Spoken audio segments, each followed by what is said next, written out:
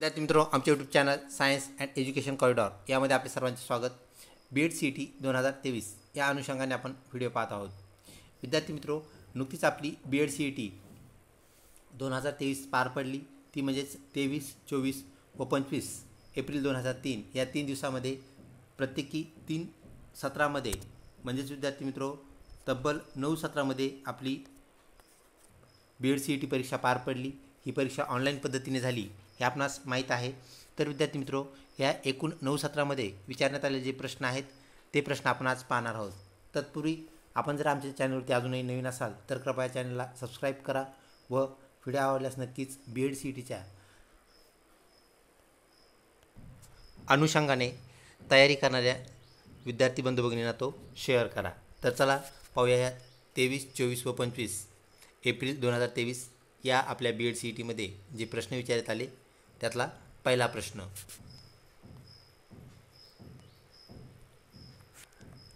WWW चे पूर्ण रूप काय आहे? तर विद्यार्थी मित्रों, फुल फॉर्म या घटकामधून आलेला हा प्रश्न. तर वर्ल्ड वाईड वेब हे WWW याचे पूर्ण रूप होय, जे की कम्प्युटर म्हणजे संगणक या बाबीशी निगडीत आहे. त्यानंतर विद्यार्थी मित्रों, पुढचा प्रश्न, आय लव्ह माय कंट्री हे प्रसिद्ध पुस्तक कोणी लिहिले? तर विद्यार्थी मित्रों, लेखक कोरे क्रॉडर यांनी आय लव्ह माय कंट्री.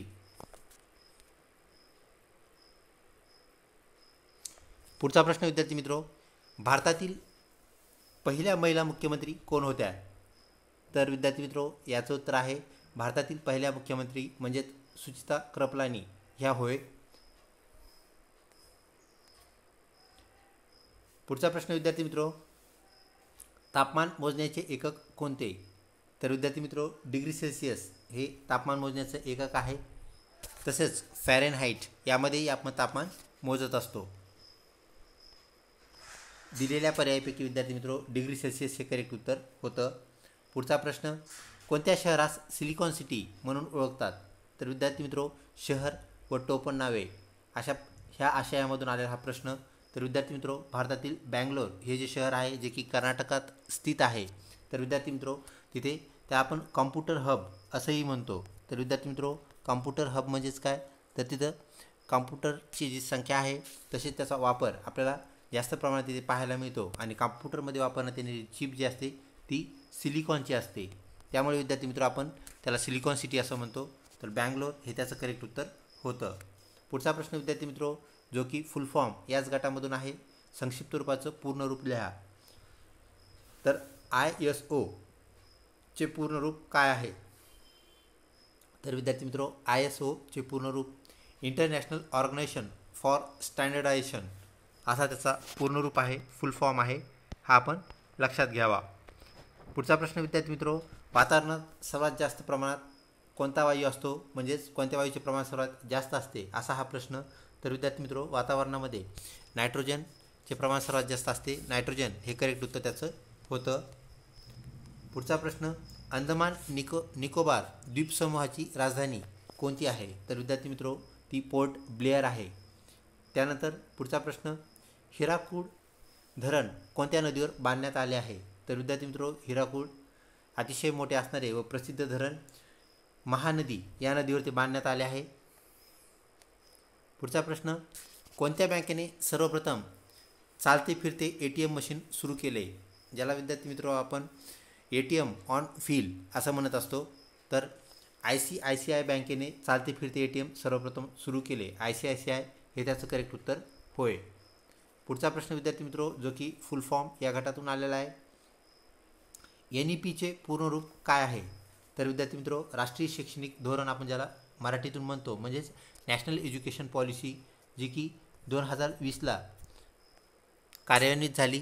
आणि विद्यार्थी मित्रों, तिचं प्रत्यक्ष रूप आपल्याला 2023-24ला शैक्षणिक वर्षामध्ये हे सुरू होणार आहे, ज्याला आपण NEP असं म्हणतो. पुढचा प्रश्न विद्यार्थी मित्रों, सह्याद्री पर्वत रांगेतील सर्वात उंच शिखर कोणते? तर विद्यार्थी मित्रों, सह्याद्री पर्वतरांग जिला आपण अरवली पर्वतरांग असंही म्हणतो, तर कळसुबाई हे त्या रांगेतील सर्वात उंच शिखर होय. पुढचा प्रश्न विद्यार्थी मित्रों, भारतातील सर्वात रुंद नदी कोणती? विद्यार्थी मित्रों, ब्रह्मपुत्रा हे त्याचं करेक्ट उत्तर होतं. तर ब्रह्मपुत्रा ही भारताची सर्वात रुंद नदी आहे. तरी मानसरोवर येथून ती उगम पावते, ही बाब आपण या अनुषंगाने लक्षात ठेवावी. पुढचा प्रश्न, जागतिक आरोग्य दिन कोणत्या दिवशी साजरा करण्यात येतो? असाही प्रश्न विचारण्यात आला होता, जो की 7 एप्रिल या दिवशी साजरा केला जातो व वर्ल्ड हेल्थ ऑर्गनायझेशन त्याला साजरा करत असतं. पुढचा प्रश्न विद्यार्थी मित्रो, खालीलपैकी लीप वर्ष कोणते होते? विद्यार्थी मित्रो, दिलेल्या पर्यायामध्ये 2024 हे करेक्ट उत्तर होतं. तर 2024 हे लीप इयर होय. पुढचा प्रश्न, भारताचे 13वे राष्ट्रपती कोण होते? विद्यार्थी मित्रो, ह्याचं उत्तर होतं प्रणव मुखर्जी. पुढचा प्रश्न, सिंधुताई सपकाळ हे नाव कोणत्या क्षेत्राशी निगडीत आहे?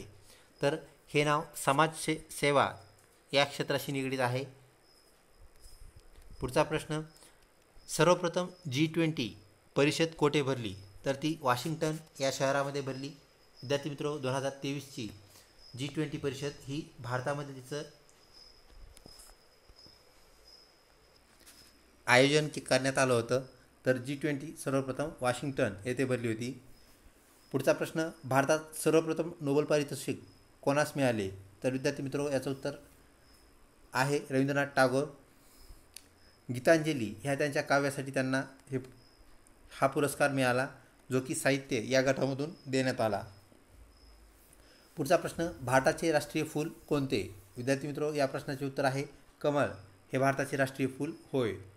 त्यानंतर पुढचा प्रश्न विद्यार्थी मित्रो, जगात सर्वात उंच पुतळा कोणता? तर स्टॅच्यू ऑफ युनिटी म्हणजेच एकात्मता पुतळा भारत. तर सरदार वल्लभभाई पटेल यांचा जो पुतळा आहे, जो की गुजरातीमध्ये नुकताच बसवण्यात आलेला आहे विद्यार्थी मित्रो, तर तो जगातील सर्वात उंच पुतळा आहे, ही बाब आपण लक्षात घ्यावी. सरदार वल्लभभाई पटेल ज्यांना आपण लोहपुरुष असं म्हणतो. पुढचा प्रश्न, इंडिका ही कार कोणत्या कंपनीने तयार केली म्हणजेच लॉन्च केली? तर विद्यार्थी मित्रो, टाटा मोटर्स, ज्याला आपण टाटा इंडिका या प्रचलित नावाने ह्या कारला ओळखतो, तर ती टाटा मोटर्सने प्रचलित केली, तयार केली आणि वितरित केली. पुढचा प्रश्न विद्यार्थी मित्रो, मानवी हृदयास किती कप्पे असतात? तर विद्यार्थी मित्रो, मानवी हृदयास 4 कप्पे असतात, हे या प्रश्नाचे उत्तर होय. पुढचा प्रश्न, प्रजासत्ताक दिन कोणत्या दिवशी साजरा करतात? तर विद्यार्थी मित्रो, 26 जानेवारी हा आपण प्रजासत्ताक दिन म्हणून साजरा करत असतो. तर स्वातंत्र्य दिन 15 ऑगस्ट हा होय. पुढचा प्रश्न, भारताने प्रक्षेपित केलेला सर्वप्रथम कृत्रिम, ज्याला आपण आर्टिफिशियल असं म्हणतो, कृत्रिम उपग्रह म्हणजेच आर्टिफिशियल सॅटेलाईट कोणता? तर विद्यार्थी मित्रो, ह्याचं उत्तर होतं आर्यभट्ट. पुढचा प्रश्न विद्यार्थी मित्रो, भारताच्या प्रथम महिला राष्ट्रपती कोण होत्या? तर याचं उत्तर आहे प्रतिभाताई पाटील. तर विद्यार्थी मित्रो, द्वितीय महिला राष्ट्रपती कोण असाही प्रश्न, त्याचा पॅरलल प्रश्न आपल्याला सांगता येतो. तर द्रौपदी मुर्मू ह्या द्वितीय महिला राष्ट्रपती होत. पुढचा प्रश्न, मानवाने सर्वप्रथम कोणत्या प्राण्याचा क्लोन तयार केला? तर क्लोनिंग टेक्निक आपल्या परिचयाची आहे विद्यार्थी मित्रो. तर मेंढी या प्राण्याचा आपण सर्वप्रथम क्लोन तयार केला. तसेच त्या मेंढीचे नाव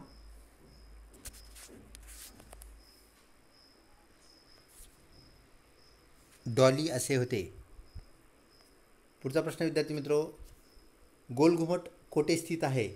तर गोलघुमट कर्नाटकमध्ये विजापूर येथे आपल्याला स्थित असलेला पाहायला भेटतो.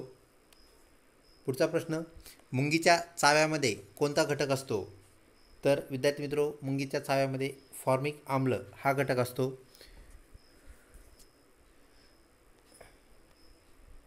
विद्यार्थी मित्रो, बऱ्याच विद्यार्थ्यांनी आम्हाला प्रश्न पाठवले आहेत. त्या प्रश्नाचा आपण हा भाग पहिला पाहत आहोत. अजून त्याचा दुसरा भाग आपण रिलीज करणार आहोत. आपण तोही भाग पाहावा.